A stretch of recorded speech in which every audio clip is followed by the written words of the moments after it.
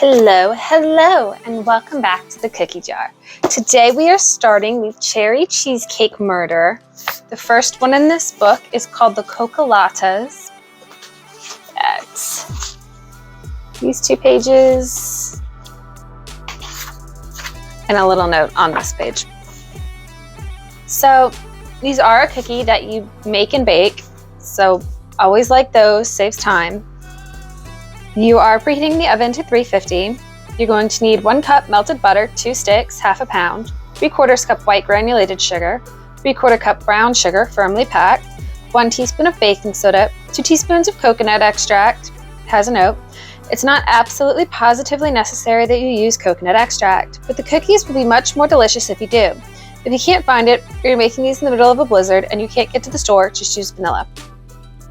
Half a teaspoon of salt, 2 beaten eggs, 1 cup finely chopped coconut from approximately 2 cups coconut flakes, 2 1/4 cups flour, don't sift, pack down in your measuring cup, 1 cup chocolate chips, 6-ounce packages. I use Girdelli's. So the first thing it says is to melt butter. Then you're adding in your sugars and soda, extract, salt, and then the eggs. And then it says to chop up the coconut in a food processor. Already done. It says most people like the coconut chop because then it doesn't stick between their teeth, but you don't have to go out and buy a food processor to make these cookies. Just find the smallest flakes you can in the store, spread them out on a cutting board and chop them up a little finer with a knife. And then flour, chocolate chips, flour. It does say let the dough rest for 10 minutes on the counter, and then drop by teaspoons onto ungreased cookie sheets. So no spray, no mats. If it says if it's sticky to handle, then chill it slightly and try again. You are baking these for 9 minutes, and then they're going to cool for 3, and then go to a wire rack. This is approximately 6 dozen depending on cookie size. This says no. Herb's great-grandmother's recipe calls for chipped chocolate, so I use chocolate chips. Hannah says that if chocolate chips had been available when Herb's great-grandmother was alive, she probably would have used them. And then the last little thing on the last page says Hannah's note. These are Herb's new favorite cookies. He says they taste like a crunchy Mounds bar. The pineapple right side up cookie bars that I made especially for him are still his favorite bar cookies. So, let's get into the kitchen where everything's laid out and get started. This is everything we'll be using today for these cookies. So we start off with our melted butter. We're going to take the 3/4 cups of white sugar and the 3/4 of the firmly packed brown. And we're just going to let them play together.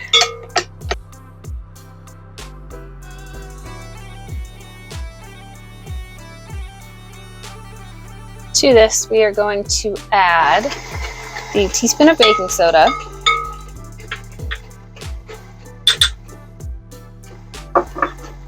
the 2 teaspoons of coconut extract, and the 1/2 teaspoon of salt. Next, we have the 2 eggs,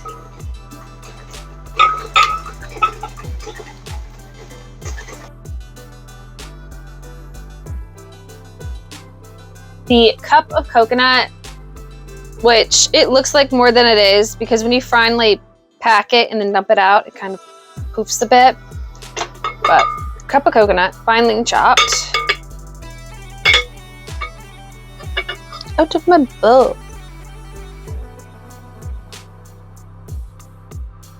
So 1/2 of this flour, which 2 1/4, maybe like 1 1/8.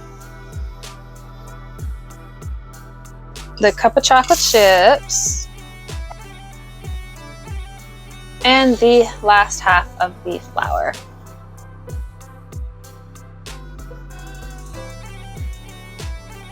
Now it does mention letting this rest on the countertop for 10 minutes. I think I'm going to pop it in the fridge for 10. Just because it seems soft and it's pretty warm today. So I'm thinking the fridge would be better for it. So now that it has sat for its 10 minutes, rests at whatever. We have our ungreased cookie sheets, our scooper, And we'll just kind of scoop them up.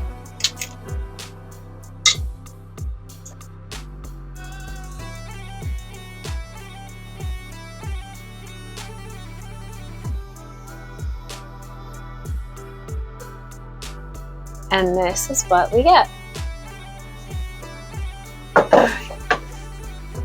So I'm just going to scoop up the rest and we'll see how many we get. After getting them all scooped out, there's just shy of 5 dozen, so 59. Here are the cookies fresh out of the oven, all 59 of them. Here's is the cookie, the Cocalattas.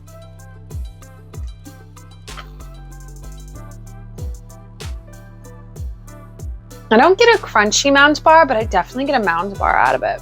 I almost want to say that coconut should be a little bit more predominant, because for the most part I get the chocolate with a little bit of the coconut on the back of it. Overall, they're a light, chewy cookie. And they're really good. They were really quick, and they're really good. I kind of wish I had made a little bit more, because this recipe compared to the ones that we normally make, it didn't seem like a whole lot. Like just shy of 5 batches wasn't very many. But next week we will be making the PBJ cookies, peanut butter and jam. So those should be interesting. If you want to see them, join us next week. You lovelies have a good one.